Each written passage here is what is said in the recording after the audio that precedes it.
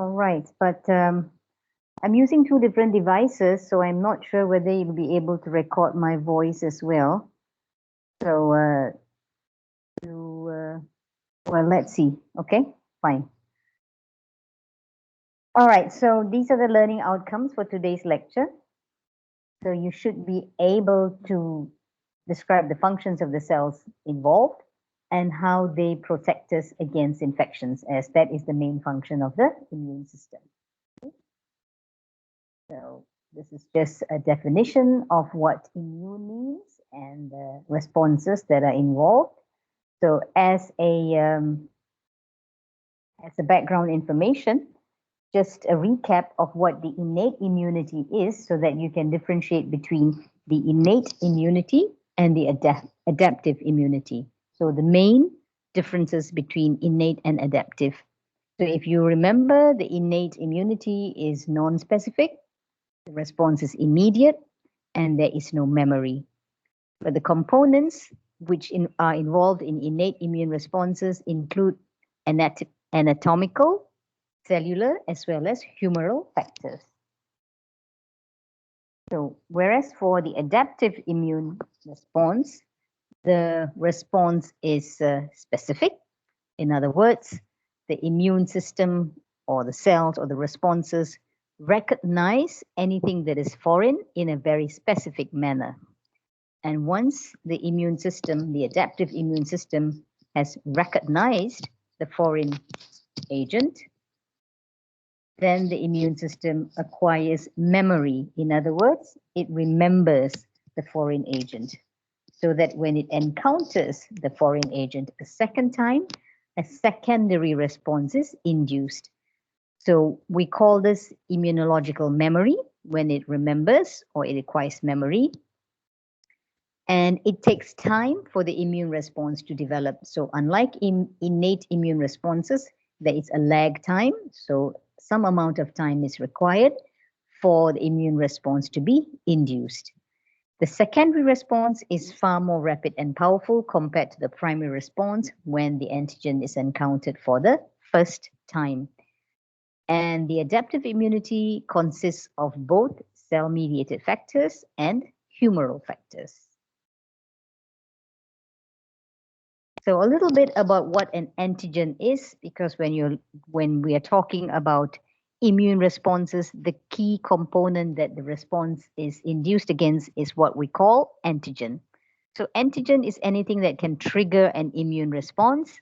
It can be a whole organism or part of an organism. So a virus is very small, therefore the entire virus, or sometimes just a component of the coat of the virus is an antigen, a part that is recognized by the cells and humoral factors of the immune system. So it can be a protein molecule, it can be a carbohydrate molecule, and anything that is typically found on the surface of an organism that is recognized. So the components of the immune system, for example, the antibodies, will react and interact specifically with these molecules. So these molecules are known as antigenic determinants or epitopes. That means a small part of an antigen is referred to as an antigenic determinant or an epitope. Now, I'm sure you're all very familiar with the COVID vaccine. You've heard about it, and there are different kinds of vaccines. So, do you know what part of the virus is used to trigger the immune response in the vaccine? Anyone? Perhaps Dr. Yap has discussed this with you.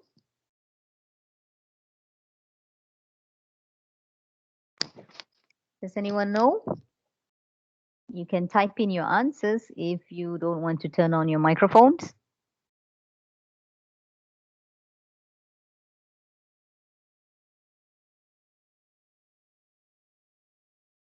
No? None of you have been following up with the vaccine news?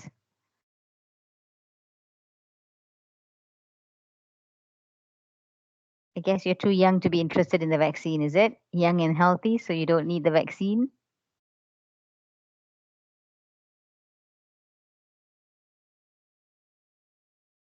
Okay, so the vaccine has a coat protein and a component of the coat protein is used as is known to be the antigenic determinant against which antibodies are raised.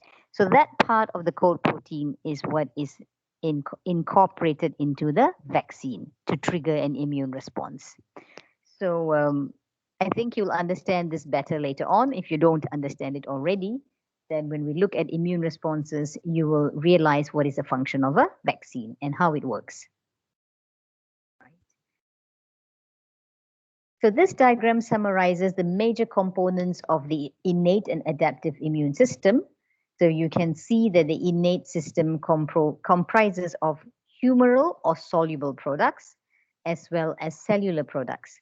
And there are anatomical barriers which are categorized under the innate immune system. Whereas for the adaptive immune system, there are humoral or soluble products which comprise the antibodies or immunoglobulins, as well as cytokines. So cytokines are parts of both the innate and adaptive immune system. And the adaptive immune system also comprises cellular factors, which are the T lymphocytes and the B lymphocytes. So we move on to what is the cellular and humoral immune components. So the adaptive immune system, we can categorize it into cell-mediated immunity, or CMI for short, and humoral immunity, or HI for short, right?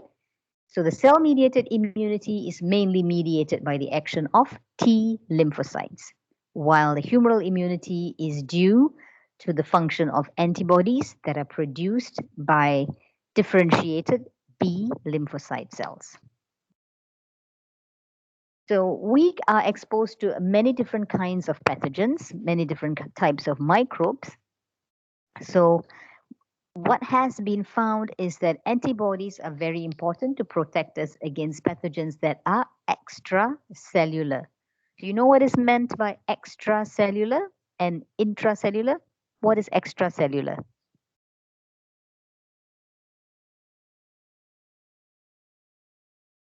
Outside the cell. Outside the cell. Yes, correct. Extracellular means outside the cell. What about intracellular then? Inside the Inside the cell. cell. Right. Okay. So some microbes will cause their pathogenesis outside of the host cells, outside our cells, whereas there are some other microbes that can enter our cells, host cells, and they remain within the host cells. So if the microbes are existing outside of the cells, then antibodies become the primary defense mechanism. Once the pathogens or the microbes are within the host cells, the cell mediated responses are the primary defense. Antibodies do have a role at times, but cell mediated responses are often more important. So let's look at humoral immunity and how it is produced, how antibodies are produced, and what is the function of antibodies. So the main cell that is involved in the production of antibodies are the B lymphocytes. And remember what we saw right in the beginning, the adaptive immunity is specific. It recognizes antigens specifically and it remembers those antigens that it has recognized.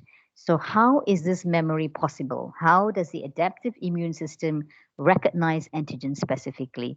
So this is because of the recognition factors that are found in the B and T lymphocytes. So on the B lymphocytes, they have antigen specific receptors, which are known as B cell receptors or BCR. And these B cell receptors will bind specifically to a particular antigen. So each B lymphocyte has got hundreds and thousands of receptors on the cell surface, and all of those receptors will recognize one type of antigen, one specific antigen. And so another B cell population will recognize a different antigen.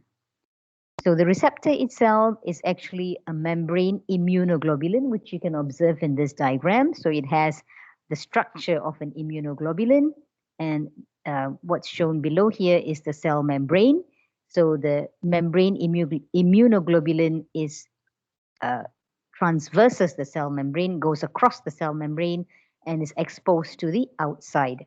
where it can bind any antigen that is freely present outside of the B lymphocyte. So we are born with B and when we are born, we have B and T cell populations within our body, and these B and we inherit the B and T cell populations from our parents, and we have different population of B and T lymphocytes that recognize various different antigens. So we are born with it. We are born with these B and T cell populations. So how do the B cells produce antibodies? This is the mechanism by which this happens. So B cells express another molecule on the surface, which is known as the MHC class II molecule. So when a B cell recognizes antigens via its immunoglobulin molecule, right? So let's look at this diagram so we can observe, we can relate to the process better. So B cells have got a B cell receptor on the surface, which will recognize an antigen. So once it binds that antigen on the B cell receptor, then the antigen is endocytosed, taken into the B cell or B cell lymphocyte. The antigen is digested and presented on the MHC class II molecule. So that's the function of a B lymphocyte. It is also an antigen presenting cell. So the antigen molecule, the processed antigen molecule, is then presented on the MHC class II. It is presented to a matching T lymphocyte, which will recognize that antigen. So once the matching T lymphocytes recognizes the antigen via its receptor, so the T lymphocyte now will trigger the B lymphocyte, will activate the B lymphocyte. So the B lymphocyte, once it's activated by cytokines that are produced by the T lymphocyte, the B lymphocyte will undergo differentiation. It differentiates to form what we refer as plasma cells. So these are plasma cells. They are end differentiated cells. The function of the plasma cell is to produce antibodies. So you can see the antibodies are being produced by the plasma cells. It has major protein producing mechanisms and it produces lots of antibodies. So let's go back to the description here. So B cells will process and present the antigens to T cells, the T helper cells. And therefore the B cells act as antigen presenting cells, or APC for short. And once the T cell recognizes those antigens, it produces cytokines to activate the B cells to become plasma cells. The function of the plasma cell is to produce antibodies. And these antibodies will bind specifically to the same antigen that the B cell recognized. Are you okay so far? Is that clear so far? I hope so. Any questions? Pardon? Sorry, what was that comment just now? I understand. Understood. Okay, very good. So if you need me to repeat the process, let me know. So this flow chart basically states or describes what I have just told you, right? So you have, when we say naive B cells, this means a B cell that has not encountered any antigen. So this is a primary response. It is recognizing the antigen for the very first time. So that is what we mean by a naive B cell. So the naive B cell binds the antigen via its receptor, then the antigen antibody complex.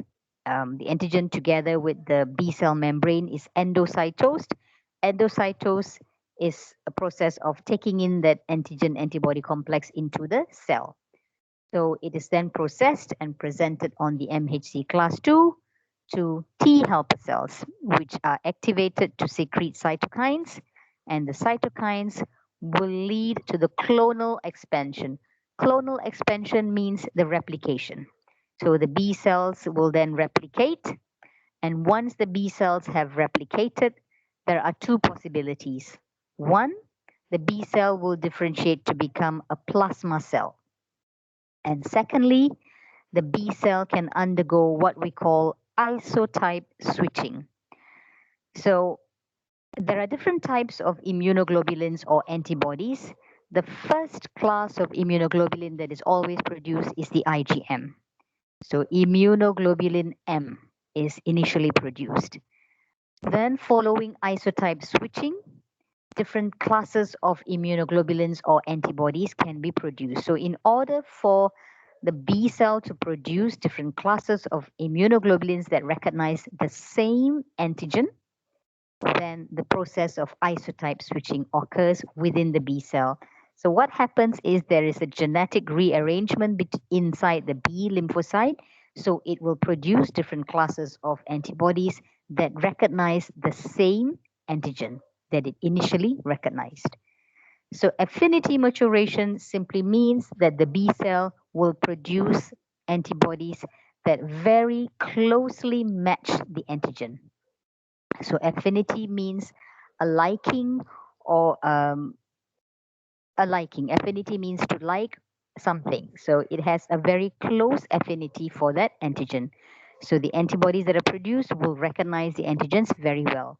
So cells which produce antibodies that closely match the antigen will be selected, and those cells will undergo replication, clonal expansion again, and they will differentiate to produce different classes of immunoglobulin, for example, immunoglobulin G or immunoglobulin A or immunoglobulin E, depending on the antigen itself. So plasma cells will be produced, and the function of plasma cells, remember, these are end differentiated cells. They will die after several days. So the function of plasma cells is simply to produce lots of antibodies. Now, some of the B cells will differentiate to become memory B cells, and these memory B cells will not become plasma cells immediately, but they will remain in our body.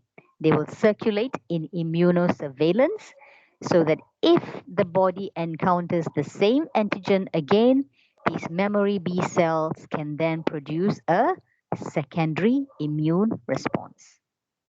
Right. So that is the process of how B cells produce antibodies. Any questions so far? Sorry for the background noise, but I hope you have heard me. Is there any question?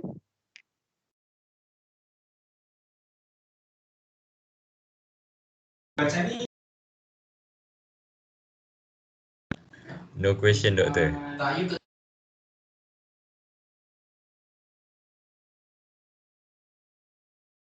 All right, so if you have no questions, then thank you. We proceed. So this diagram just shows you the activation of B cells by interaction with the helper T cell. So you've got the B cell, which has got its receptors, and once it has recognized the antigen, it processes the antigen and displays the antigen on the MHC class 2 to a helper T cell. So the helper T cell that is recognizes that antigen specifically by its T cell receptor will then secrete cytokines, lymphokines here, which will activate the B cell. So once a B cell gets activated, it undergoes differentiation to become a plasma cell. And of course, it undergoes replication. So from one B cell, hundreds and hundreds of B cells are produced via replication. And the B cell, the plasma cell, then will secrete antibodies that are specific for the antigen. So as I explained just now, some of the activated B cells will become plasma cells that produce antibodies, and antibodies are the workhorses. Antibodies are the ones that carry out the function of recognizing antigens and acting against the antigens. So the antibodies need to move to the sites of the body that may be infected, so they travel to different sites of the body. Some of the B cells, as I said just now, become memory cells. So what is the function of antibody? So before we look at the function of antibody, these diagrams just show you the structure of antibody, but I won't go into details because you will have lectures on antibodies later on with Prof. Norazia. Have you already had your lecture with Prof. Nora on antibodies? Yes, no? Not yet. Not yet. Okay.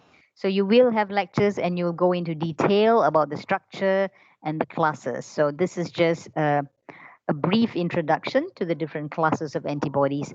So you can see the structures differ according to the class of antibodies. So the first, I'm using antibody and immunoglobulin interchangeably here. They essentially mean the same thing. So the first class of immunoglobulin or antibody is IgM that's produced, and usually it is followed by IgG. So IgE and A are produced at specific sites of the body. D is found on cell surfaces. It's not a secreted antibody. So this is a simplistic diagram of what an immunoglobulin molecule looks like, but we know that proteins have a three-dimensional structure. So if you want to know what the actual structure of an immunoglobulin or an antibody looks like, you will have to understand the structure of proteins. So proteins are, or polypeptides are polypeptides that are made up of a chain of amino acids, and there may be other molecules attached to these to this polypeptide molecules.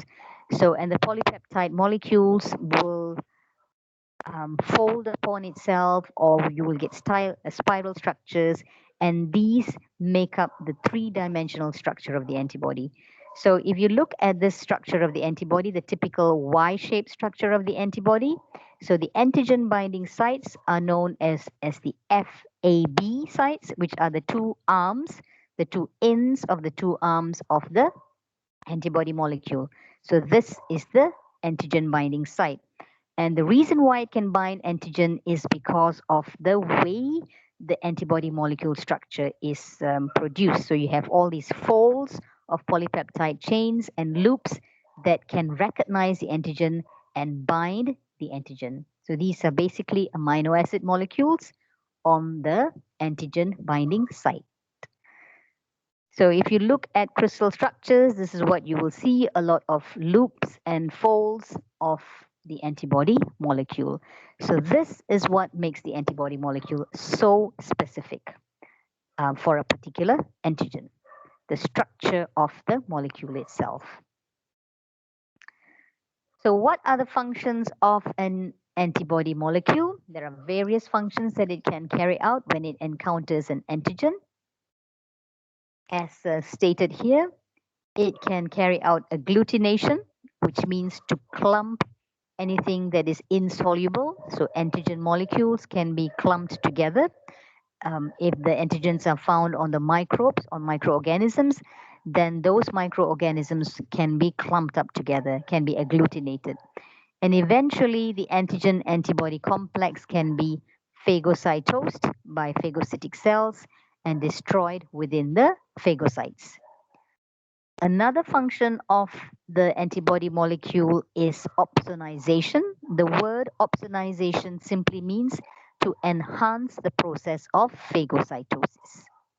So by binding to an antigen molecule, it enhances the process of phagocytosis by phagocytic cells. Antibodies can also activate complements by binding to the antigen. It can induce opsonization by complement molecules, or it can alternatively induce lysis of the microorganism through the action of complement proteins. It can neutralize toxins, and we will look at this in the next slide, how the antibodies can neutralize toxins. It can immobilize bacteria which are motile, right, which can move. So by binding to the bacterial flagella, it prevents the bacteria from moving. And by attaching to viruses, it can prevent the virus from attaching to the host cell. So this is what is meant by neutralization of viruses.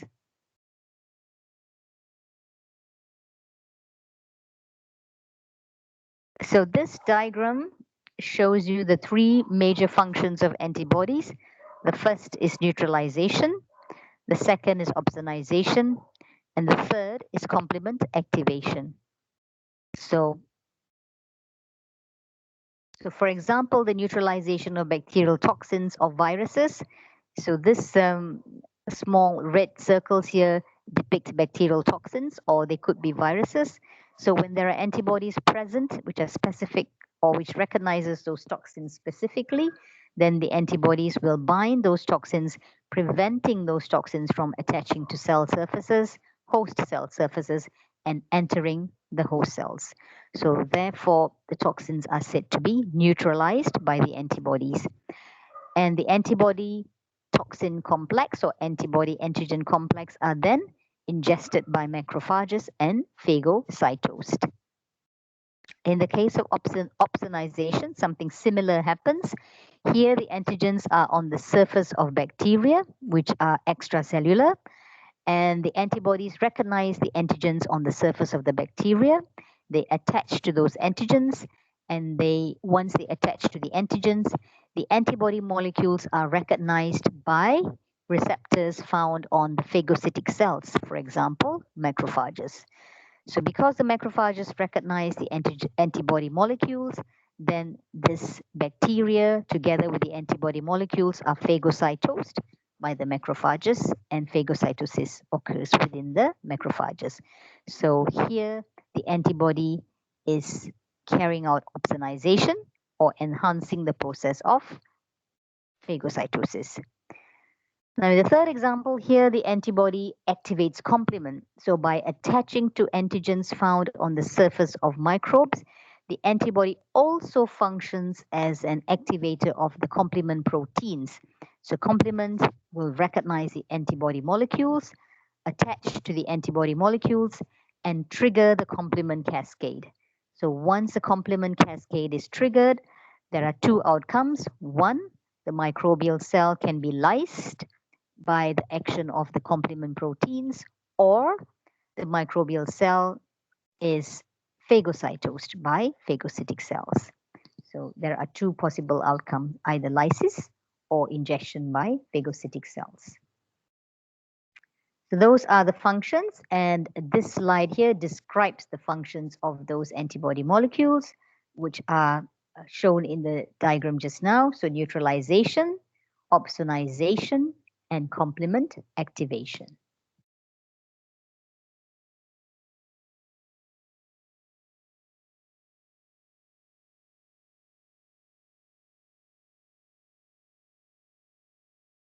Okay, any questions so far? For the function of antibodies? So now you should be able to understand how antibodies protect us from microorganisms or pathogens, right?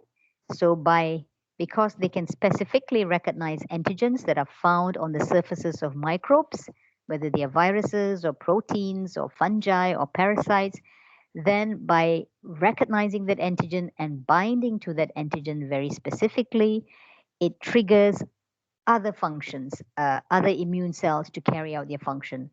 Either it triggers phagocytic cells to phagocytose, or the antibodies will trigger complement proteins to carry out their functions. Okay, a few questions for you to think about. What is the role of B cells in the adaptive immune response? Any answers from you right now? What do B cells do in the adaptive immune response?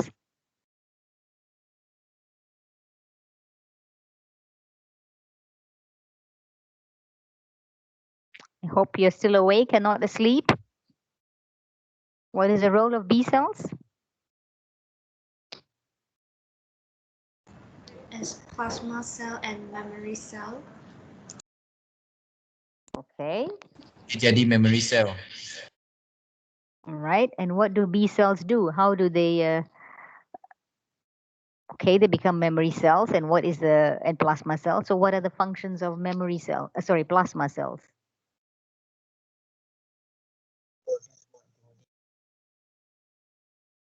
Hello. What's the function of plasma cell?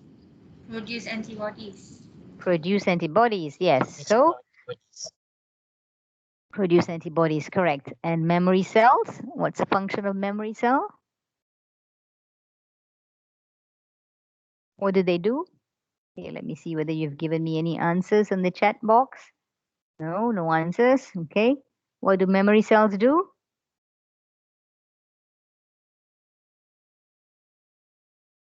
Do we need memory cells? What's the function of memory cells? How do they protect us, the memory cells, or provide protection?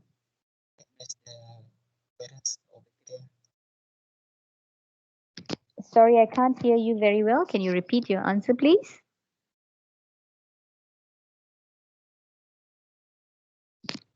Hello, the student who gave the answer just now. Can you repeat your answer?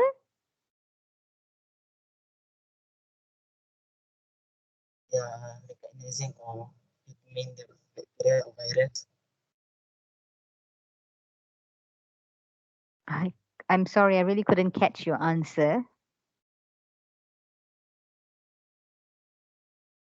So think about what the memory cells do and how they can protect us against future infections, right? Because they have already recognized an antigen and they remain in our body in immunosurveillance. So their function is to protect against future infections. So how do antibodies provide protection against infections? I've just described to you all their functions. So if we have had a primary encounter with an antigen and we have um, memory cells as well as plasma cells that have produced antibodies, then how do those antibodies themselves prevent either future infections or current infection, right? If it's a primary infection, then how do those antibodies protect us against the pathogens, and how do they protect us against future infections? Okay, so that's something for you to think about and come up with an answer. Yep, you should be able to answer these questions. Okay, so now we move on to cell-mediated immunity. Any questions on the humoral immunity so far? Are you clear about the role of antibodies? Do you want me to repeat anything?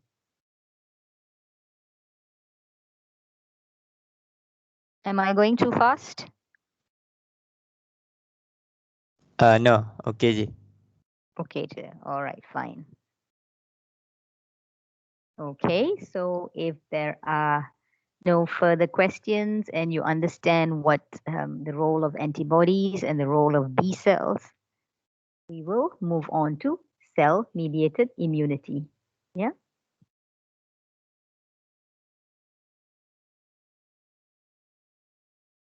Right. So cell-mediated immunity usually refers to the T cell response, right? So the T lymphocytes are the cells which are instrumental in cell-mediated immunity. There are two main groups of T lymphocytes, which are the T helper cells and the cytotoxic T lymphocytes, or CTL. So normally they are written as capital T with a small h that refers to the T helper cells, CTL to refer to the cytotoxic T lymphocytes. Now, if you observed B cells and B lymphocytes and T lymphocytes under the microscope, you cannot differentiate those two cells. They look exactly the same, but their functions are very different, right? So in the case of T lymphocytes, yes, morphologically, they may look the same as B lymphocytes, but their functions are quite different, and their cellular structures are also a bit different. So the cell-mediated responses, as I said earlier, are the primary defense against pathogens which are within the host cell, intracellular pathogens.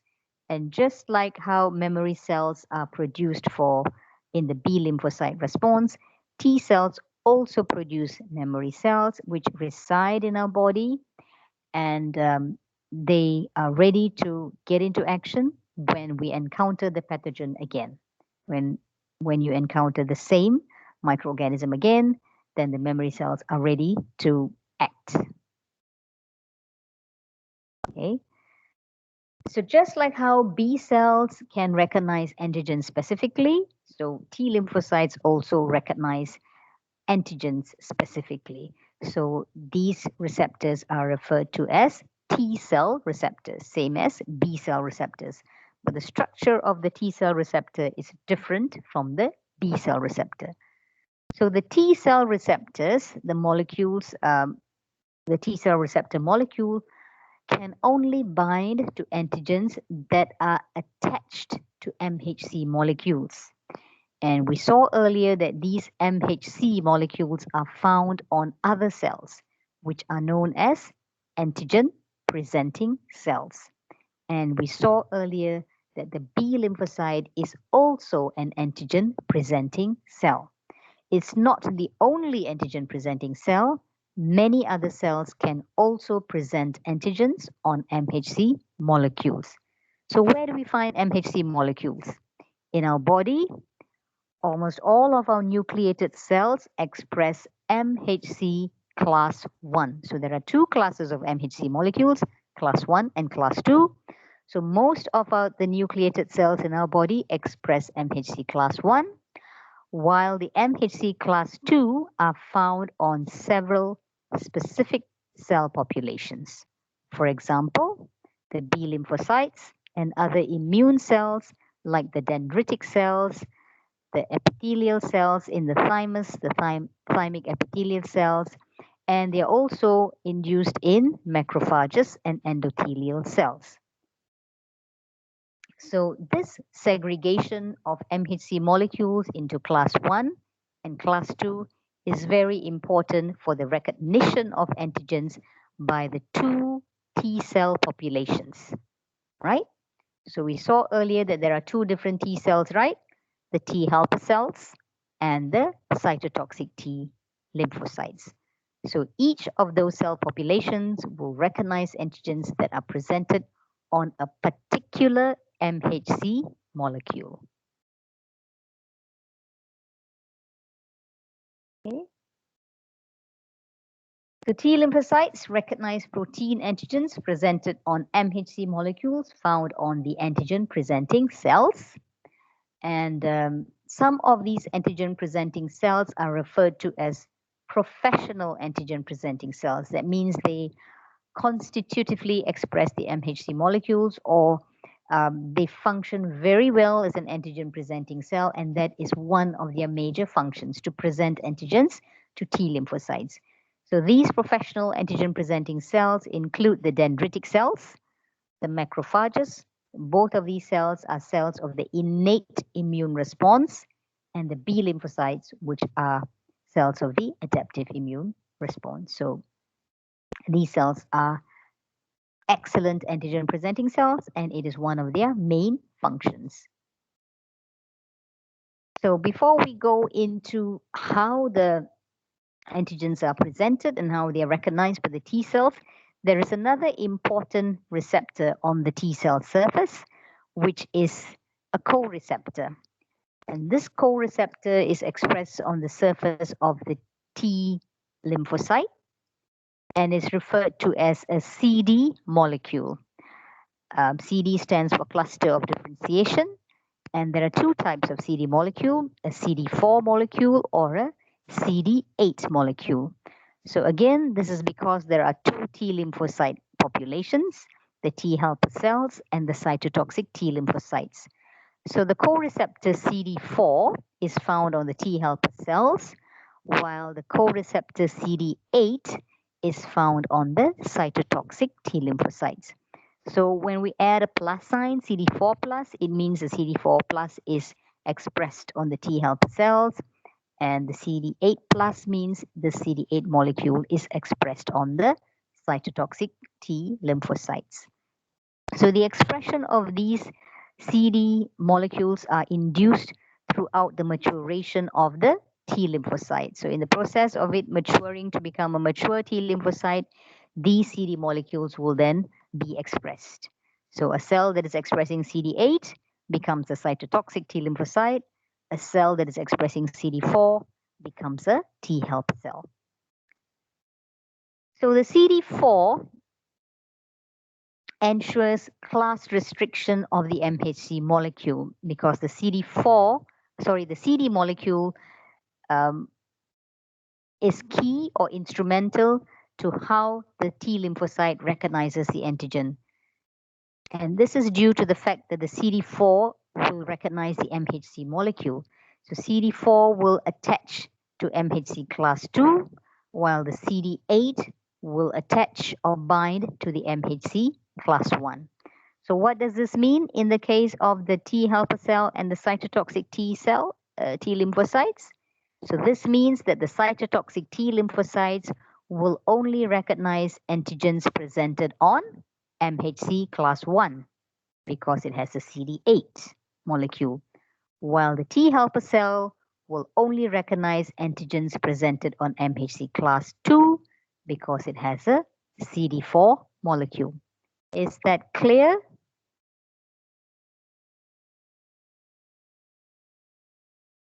Do you understand that? Or is it confusing?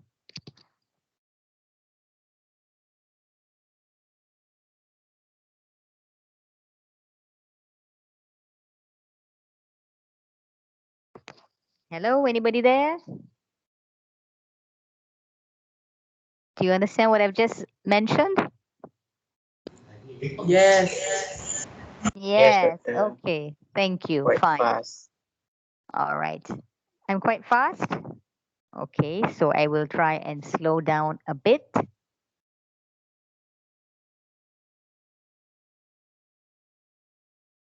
Okay, let's go back a little bit. So I will just begin from here, right? So the T cells recognize antigens specifically via their T cell receptor. Now, if we go back to the B cells will recognize free antigens, antigens that are, free floating in the extracellular space, or antigens that are found on the surface of bacteria, for example, or any free antigens. So the B cell receptors will recognize any free antigens that are present outside of the B cell. So let's go back to the earlier diagram so we can have a look at how the B cells recognize antigens.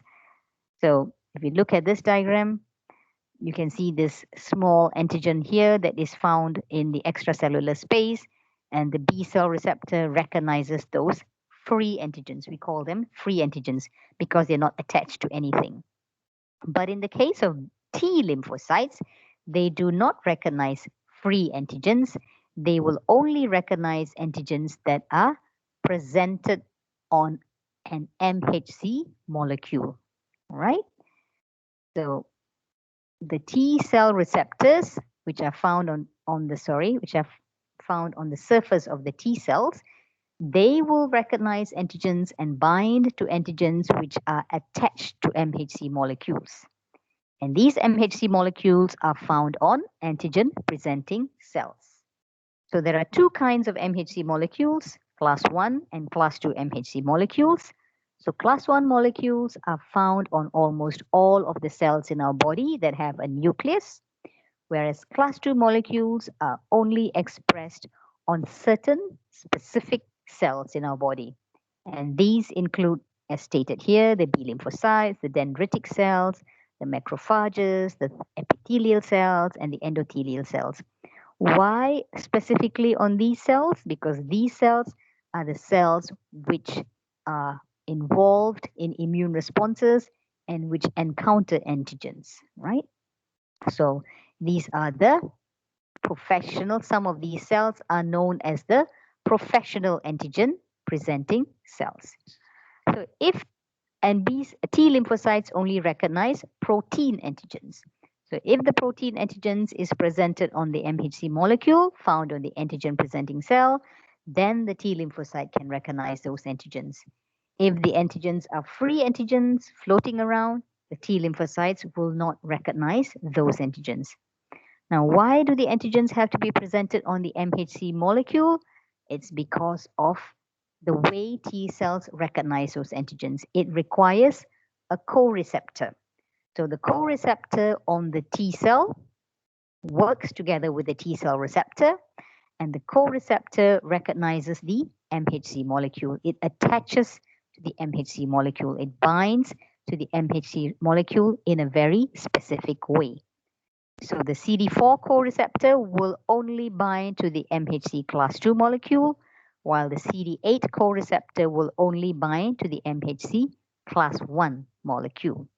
So what this means is the T helper cell will only recognize antigens that are presented on MHC class II, while the cytotoxic T cells will only recognize antigens present on MHC class I. So if we go back to the earlier slide,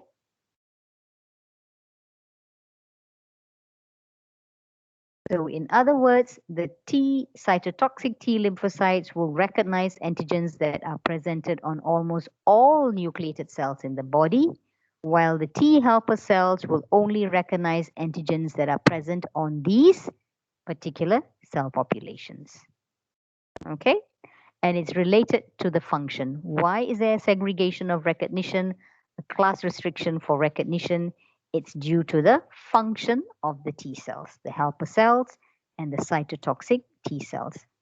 So this diagram shows you the cell surface, the cell membrane, and the molecules or the receptors found on the cell membrane. So APC stands for antigen presenting cell.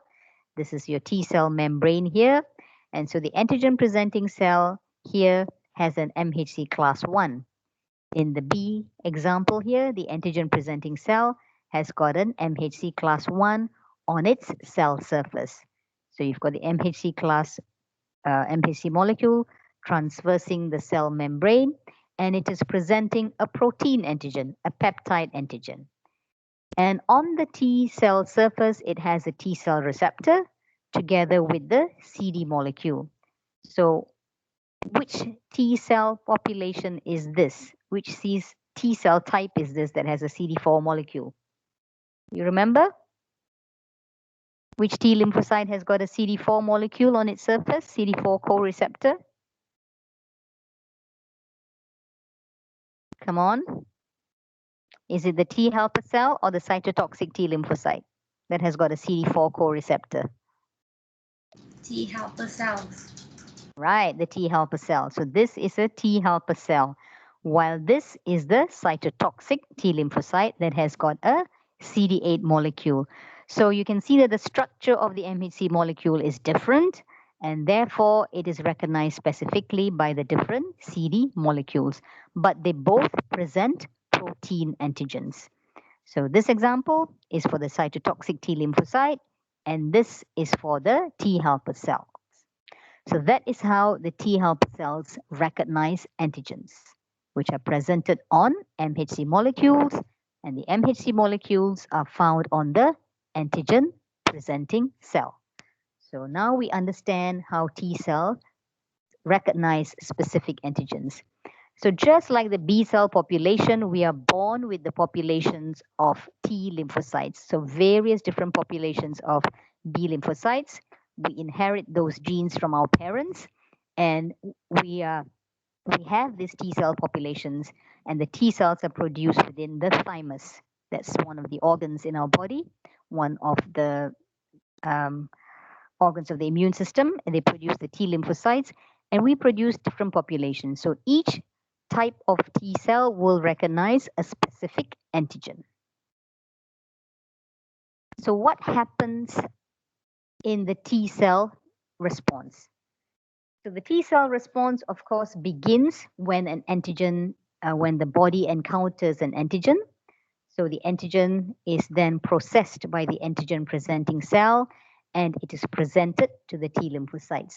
So the antigen processing and presentation is done by different cell populations. Usually it begins, but it is initiated by the professional antigen presenting cells or the B lymphocytes, right? So it is presented, and these antigens are specifically recognized by the T lymphocyte receptors, and the T lymphocytes are then activated once they recognize those antigens.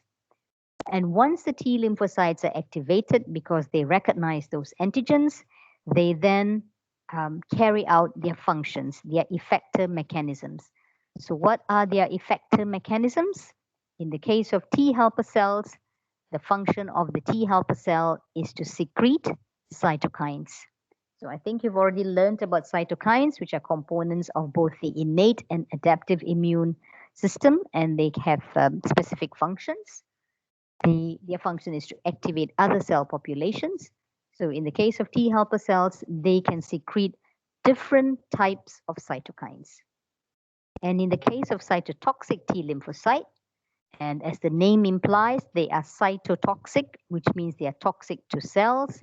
Their function is to kill any infected cells. So if they recognize antigens that are presented by infected host cells, our own body cells, which are infected by intracellular pathogens, and they present those antigens on their MHC class 1 molecule. So if those antigens are recognized by the cytotoxic T lymphocytes, then they are able to kill those infected body cells. I hope you're clear so far on the functions of the T helper cell and the cytotoxic T lymphocytes.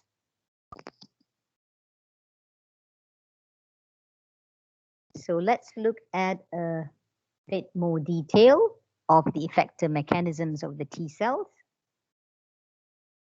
So as I mentioned just now, T helper cells will release cytokines, secrete cytokines when they are activated, while the cytotoxic T lymphocytes will result in killing any infected cell that they recognize the antigens that it presents.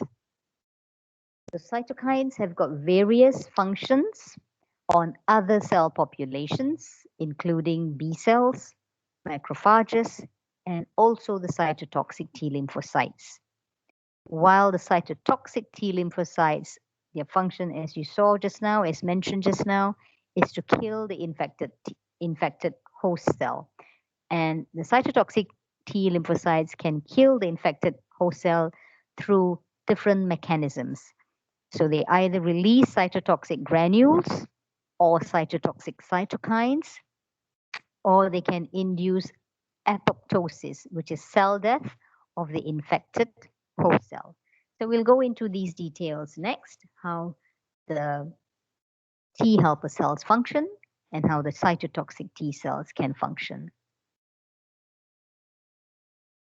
Okay, let's look at the T helper cells first.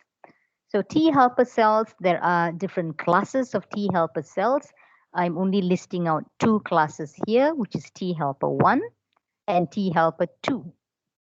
And they produce different types of cytokines, which have different functions.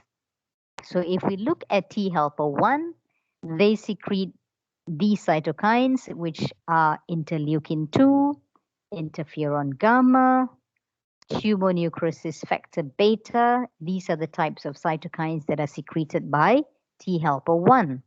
So these cytokines have got a specific function. Their function is to activate certain cell populations.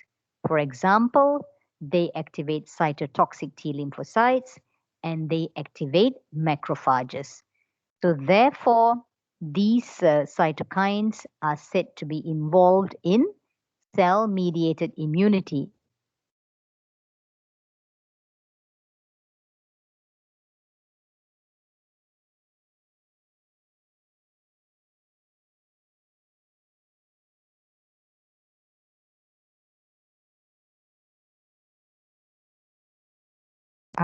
So they are involved in cell-mediated immunity. Whereas the T helper 2 cells, they secrete different kinds of cytokines, for example, interleukin 4, interleukin 5, interleukin 10, and interleukin 13. And these are essential for antibody-mediated immunity. In other words, these interleukin will activate cell populations. For example, they activate B cells, which are the cells involved in the production of antibodies, but they also do activate other cells, for example, granulocytes. So it does not mean that T helper cells have no role in other kinds of immune responses, but their major role is to help cytotoxic T lymphocytes here. And for the T helper cell, their major role is to help T lymphocytes.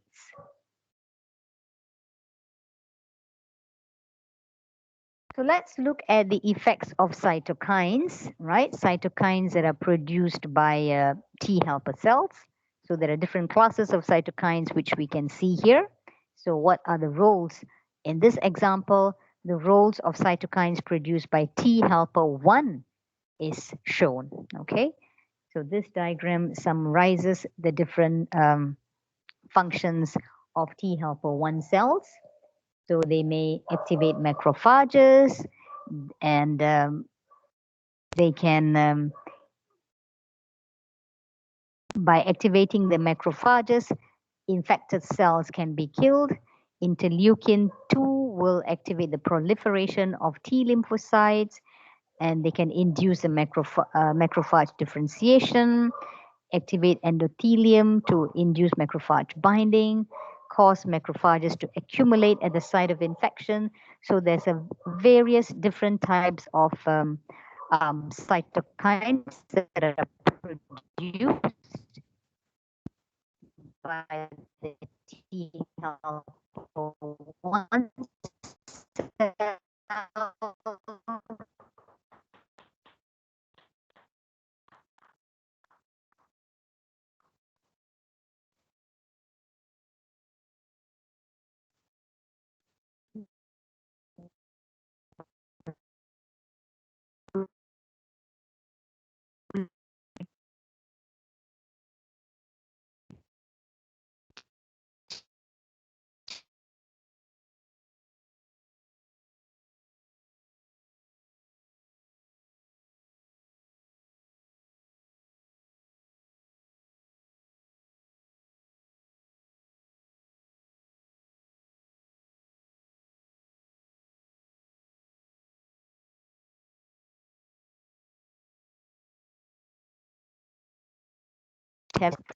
Thank you.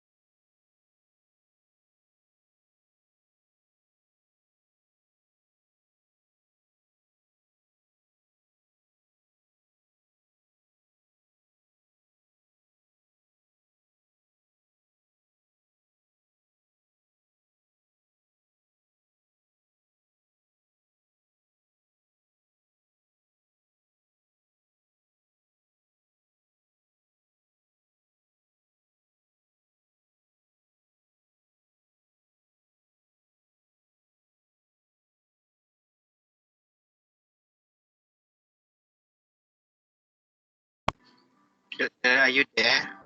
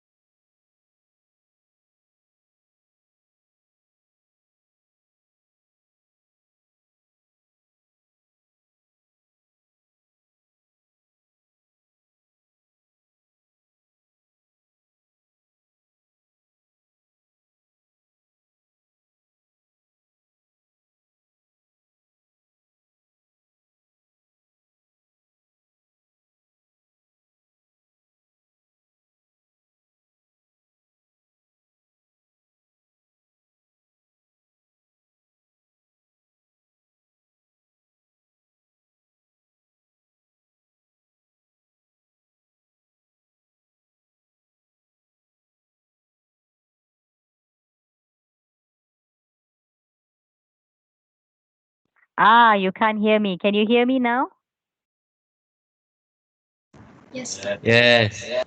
Ah, so I've been talking to myself for a long time. Okay, I'm sorry. Okay, so I've come back to this slide because I wanted to ask you, I want to raise an important point for you, which is the presence of MHC molecules on antigen-presenting cells, right? So we know that almost all nucleated cells in the body express MHC class 1, whereas the MHC class 2 molecule is only found on certain cell populations like the B lymphocytes, the dendritic cells, thymic epithelial cells, macrophages, and endothelial cells. So for all of these cells, right, those that have MHC class 2, do they also have MHC class 1? What do you think? Yes, no? Maybe yes. Maybe yes. Yes. Yeah, you're right. Because these are nucleated cells, right? B lymphocyte, dendritic cells, they all have nucleus, so they're nucleated cells. So these cells express both MHC class 1 and class 2, whereas the other cells in the body can express MHC class 1. All right. So now we go back to the cytotoxic T lymphocytes and see what happens to them.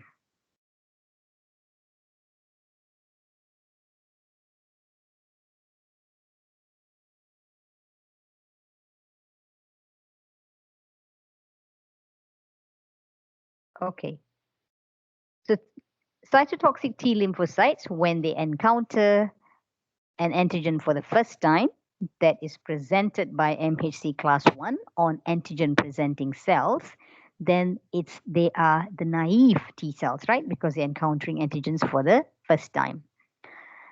So in order for them to get activated to become precursor cytotoxic T lymphocytes, this interleukin 2 is necessary. So only in the presence of interleukin 2, which is most likely to be secreted by the antigen presenting cell itself, it secretes interleukin 2, then the naive T cell, which is a CD8 plus cell, will proliferate and become precursor cytotoxic T lymphocytes. So it's not yet a cytotoxic T lymphocytes. It doesn't have the function of a cytotoxic T lymphocyte yet. It is a CD8 T lymphocyte cell. Then it becomes precursor cytotoxic T lymphocyte. Eventually, the precursor cytotoxic T lymphocyte will then differentiate, again in the presence of appropriate cytokines. It will differentiate to become what we call an armed cytotoxic T lymphocyte. What is meant by armed? What do you understand by the word arms? I'm not referring to your hands, your arms, but what is meant by armaments, armed?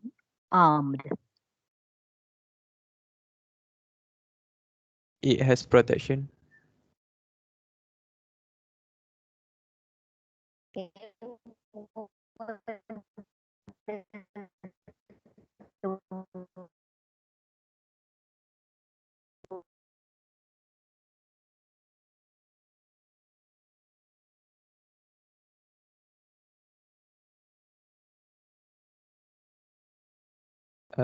Can't hear you. Doctor.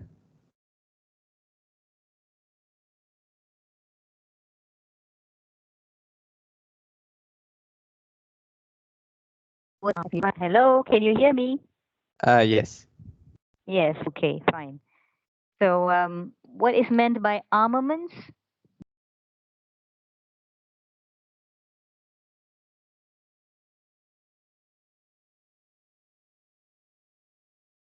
Have you heard of the word armaments before? Yes. Okay, what is armaments? Do you know? Don't know. Don't know. Armaments refer to weapons, all right? So if we say the precursor cytotoxic T lymphocyte is now armed, that means it has its weapons. So what are its weapons? It has got cytotoxic granules and transmembrane protein, which is known as FASL. So in other words, the naive T cell does not have any of these components yet. Only when it encounters an antigen that it recognizes and it gets activated. Then it becomes a precursor cytotoxic T lymphocyte, and eventually it differentiates to become an armed cytotoxic T lymphocytes, which has got its weapons, the granules and the transmembrane protein. So now this cytotoxic T lymphocyte can carry out its function. So what is its function? It induces apoptosis. So I'm not sure whether you're familiar with this word. Apoptosis means programmed cell death. So in other words, it induces the death of the target cell that it recognizes, right? And how does this occur? By the transmembrane protein binding to another molecule that is found on the pathogen or on the presenting cell, by releasing cytotoxic granules, or by releasing cytotoxic cytokines such as TNF or tumor necrosis factors. So these are the components that the cytotoxic T lymphocyte has, and it releases, it binds to cells, and eventually it induces the death of the target cell. Okay, so let's see a little bit about the components of the granules which are found within the cytotoxic T cells and what is their function. So there are three main protein granules that are found within the cytotoxic T cells. They are the perforins, granzymes, and granulysins. So perforins creates holes in the target cells, and therefore it aids in the delivering of whatever other contents that are within the granules into the cytoplasm of the target cells. Granzymes are enzymes which activate apoptosis once they are within the target cell. And the granulysin, again, are enzymes that have both antimicrobial actions and they can also induce the process of apoptosis. So the apoptosis process has got different pathways.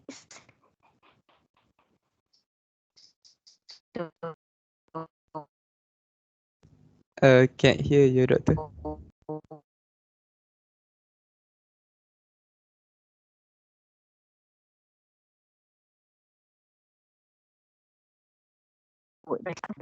So let's look. Again, you can't hear me. From which point can you not hear me? Last slide. The last slide. Can you hear me now? Hello, can you hear me now? Yes. Yes. Okay. So you mean this slide? Could you hear my explanation for this particular slide? After that. After this, okay. So you didn't hear the explanation for this slide. All right. Okay. So I shall repeat my explanation. So within the cytotoxic T cells, it contains granules, and there are different kinds of protein granules as listed here: perforins, granzymes, and granulysins. And these protein granules have a function which is related to the cell death that occurs in the target cell. So when the cytotoxic T lymphocytes recognizes an antigen on a target cell, right? This could be a nucleated host cell that has been infected by a pathogen, and it is now presenting the antigens from that pathogen or from that microbe on its MHC class 1. So that is the target cell. So when the cytotoxic T lymphocyte recognizes antigens on the target cell, then it can carry out these functions. So the functions include perforins, which creates holes on the target cells. And by creating holes, it ensures that the contents of the granules can then be released into the target cells. In the case of granzymes, these are enzymes, different kinds of proteases, enzymes, which have different functions. So one of the functions is to activate apoptosis, which is cell death, once they are inside the target cell. Granulysin has got is again a lytic enzyme that has a couple of functions. It has direct antimicrobial actions lytic actions, or it can induce apoptosis. So if there's a microbe within the host cells, it can directly act against the microorganism, or it can induce death of the entire host cell. So these are functions of the protein granules within the cytotoxic T lymphocytes. So these are the weapons that we refer to, the granules as well as the FAS molecule that is found on the FASL molecule protein that is found on the cytotoxic T lymphocytes. So let's look at a diagram of what happens that depicts the action of the cytotoxic T lymphocyte, right? So we can see that this is a cytotoxic T lymphocyte that is activated, and it has got all its weapons. It has got its granules and it's got its ligands. And here you've got a host cell that is probably infected with a virus, perhaps. Here it says viral peptide, so it has been infected with a virus and is now presenting a part of the viral antigen, a viral peptide, on its MHC class 1. So a cytotoxic T lymphocyte with a matching T cell receptor that recognizes that antigen. If it encounters that antigen, and then what happens is it secretes its granules, contents of its granules, and you can see in this diagram the release of its destructive enzyme, its perforins, its granzymes, its granulysins, and which has effect on the target cell. So the target cell now will undergo apoptosis and eventually cell death. So the target cell is either an infected cell, or it may also be an abnormal cell. So sometimes cytotoxic T lymphocytes can also recognize cancer cells, which are abnormal cells, and the cancer cells might be expressing mutated proteins on the MHC class 1, which are also recognizable by some populations of cytotoxic T lymphocytes, which can remove those mutated cells. Yeah. So diagrammatically, this is what happens. So eventually, cell death occurs. So the target cell, which is infected by a virus, most often a virus, because viruses are obligate intracellular pathogens. They have to enter a host cell to carry out their damage. Then these infected cells can be recognized by the cytotoxic T lymphocytes. So this again depicts a few more details of the cytotoxic T lymphocytes. So here the FASL transmembrane molecule is shown with a corresponding FAS molecule on the host cell, right? And you've got the T cell receptor that recognizes the peptide antigen presented on MHC class 1 on the target cell. And when it recognizes the target cell, it gets activated, and the cytotoxic T lymphocyte secretes its granules, so whether it's perforins or granzymes, and resulting in either apoptosis or necrosis of the target cell. So in this example, the target cell is a tumor cell, a cancer cell, and the cytotoxic T lymphocyte is able to recognize and destroy the target cell. Okay. So any questions on the function of cytotoxic T lymphocytes?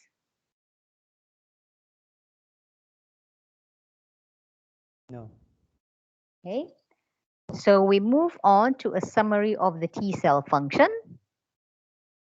So as we saw right in the beginning, there are two populations of T cells, so T helper cells and cytotoxic T lymphocytes. And the T helper cells can be divided into two subsets, which is T helper 1 and T helper 2. So if we look at cytotoxic T lymphocytes, they encounter infected host cells, in this example, a virus-infected cells. And when it recognizes the antigens that is presented by the virus-infected cells, then it causes the death of the infected cell, right? Lysis or death of the infected cell. In the case of T helper cell, when it recognizes a particular antigen presenting cell. In the case of T helper 1, here is a macrophage that is presenting antigens on its MHC class 1. And when the T helper 1 recognizes those antigens, it secretes cytokines which activates that target cell. So in this case, macrophages, and it activates the macrophages to carry out their function, either the degradation of the phagocytosed microbes and also to secrete other cytokines. So remember that T helper 1 activates different cell population. It also activates cytotoxic T lymphocytes. In the case of T helper 2, it's very important for the activation of B lymphocytes. So when it encounters a B cell that presents antigen on its MHC class 2, so the CD4 T helper 2 cell gets activated and it releases cytokines, which in turn activates the B lymphocytes to become plasma cells. And the plasma cells then secrete antibodies. So this diagram summarizes the action of the T lymphocytes. So we're almost at the end of the lecture here. So a summary of the T cell responses.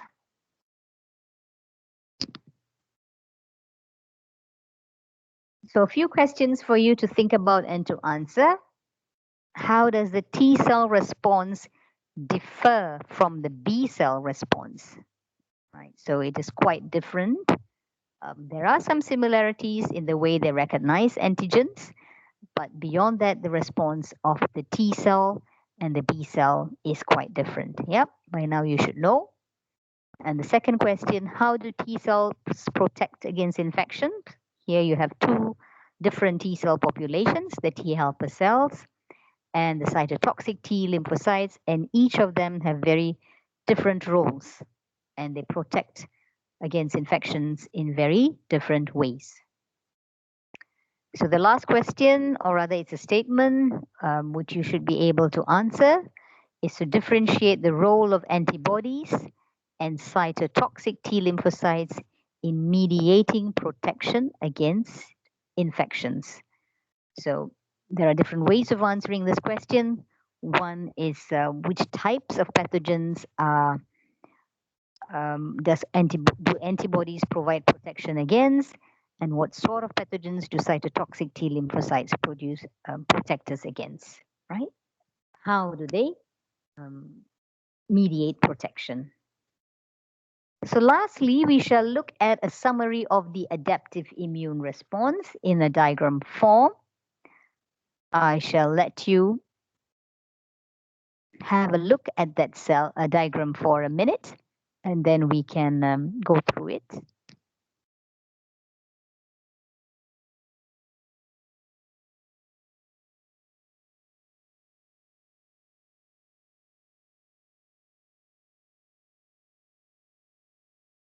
I hope you're able to see the details. It's a bit small here.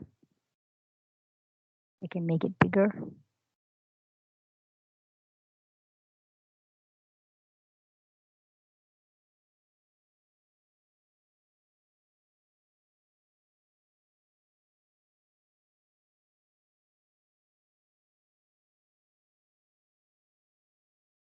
Okay, are you able to understand the diagram?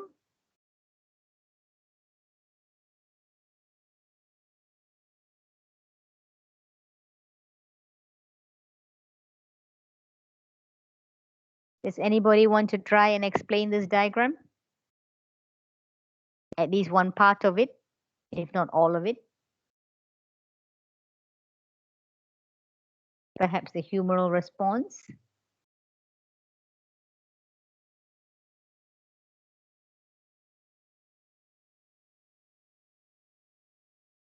Hello, are you there?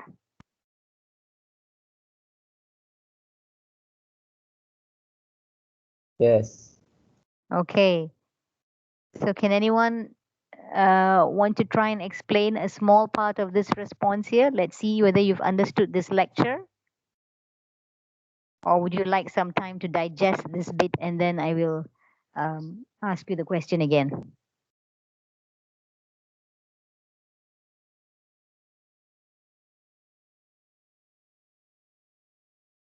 Come on, don't be shy. It's part of your learning process. If you share your knowledge, you will remember better and learn better. Rather than me doing all the speaking, yeah? All the talking. Just try and I will help you along.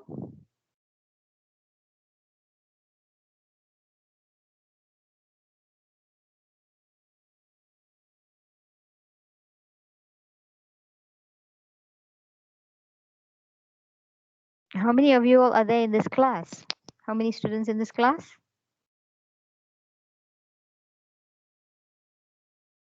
30 plus, right?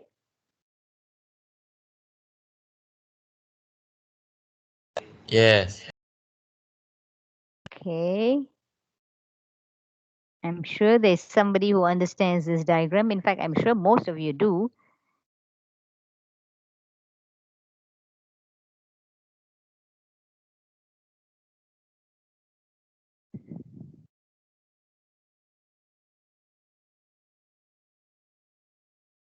Okay, let me begin by breaking it down and asking some questions, all right? So let's say this is you. You are the vertebrate body, and you may encounter different kinds of foreign components. It might be proteins, might be viruses, might be bacteria, might be parasites or fungi. So these are all things that we encounter on a daily basis, right? And some of these might be pathogenic. They might cause you infections. So when we encounter these pathogens, so initially an innate immune response is induced, and then after that, the adaptive immune response is induced. So what happens in the adaptive immune response? So we can divide that. If we look at the humoral immune response, so you've got your B lymphocytes, and when the B lymphocytes that have got B cell receptors recognize a particular antigen, which comes from any one of these foreign matter that has invaded the body, whether the antigen could be from a virus or a bacteria, parasite, fungus, or any protein molecule.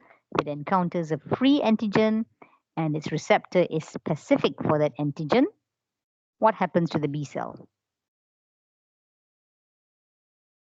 You should be able to answer that. What happens to the B cell?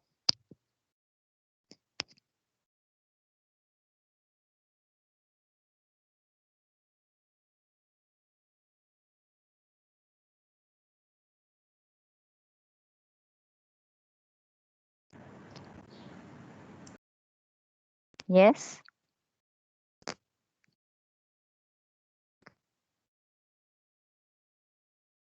If you don't want to use your microphone, you can type in your answers. What happens to the B cell? Somebody wants to try to answer?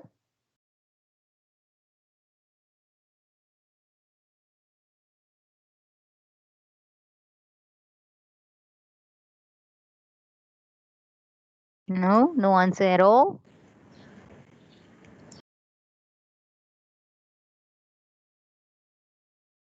B cells jadi plasma cells. Okay, yes, as shown here, right? And they become plasma cells when there are cytokines to activate them. So the cytokines are produced by T helper cells. So in the presence of T helper cells, when they express antigens to the T helper cells, only then they become activated to become plasma cells. So if they do not present antigens to the T helper cells, then this will not happen. Okay, so it needs the activation of T helper cells.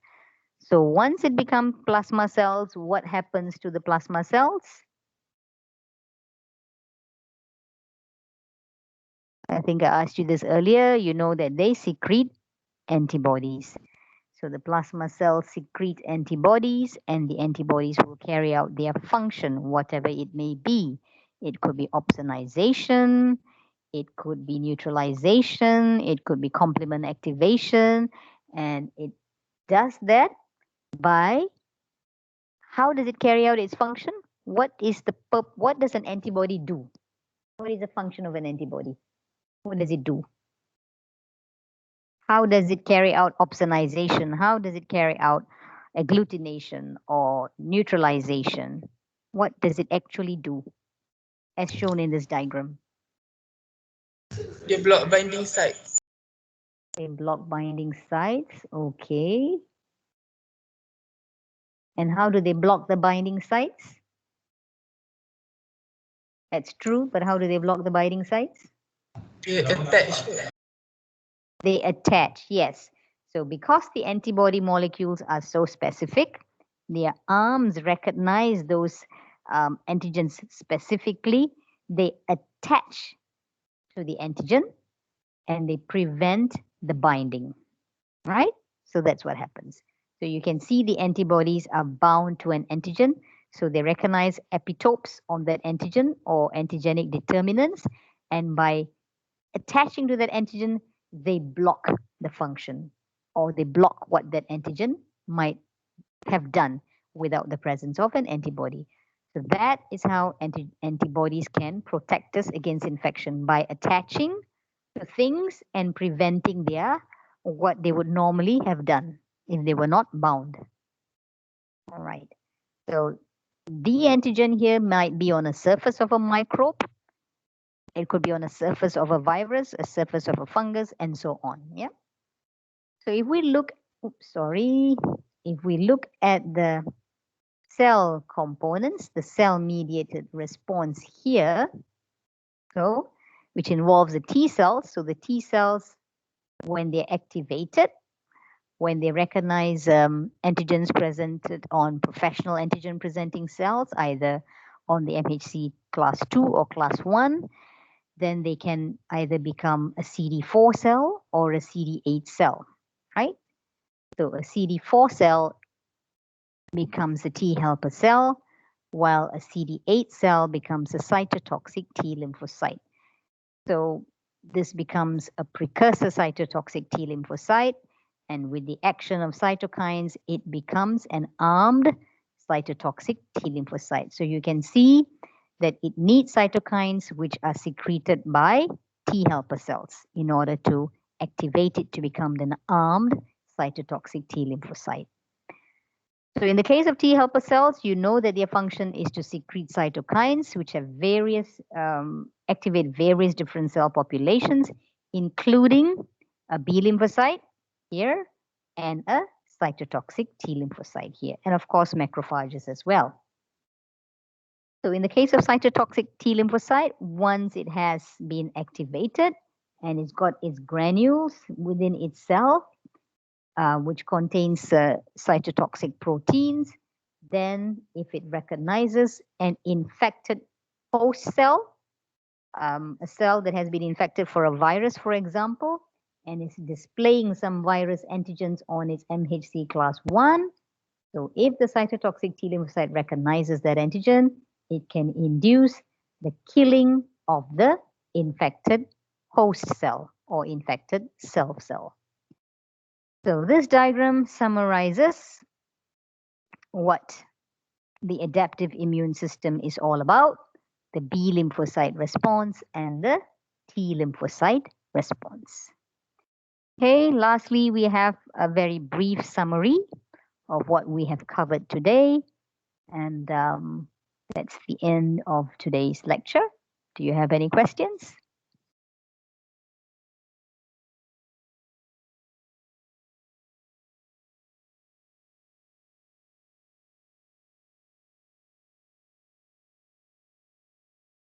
Doctor, may I ask, is it only B lymphocyte which secrete antibodies? T lymphocyte does not secrete any antibodies at all. Yes, correct. Okay, Only thank B you. lymphocytes produce antibodies.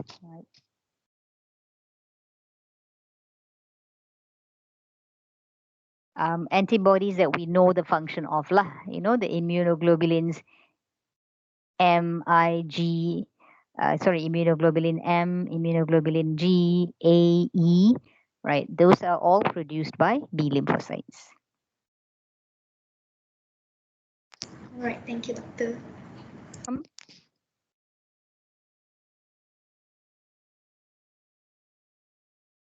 Okay. So if you have no further questions, then that's all for today's lecture. Thank you very much. And bye-bye to you all. Thank you, doctor. Welcome. Thank you, doctor. Yes. Welcome.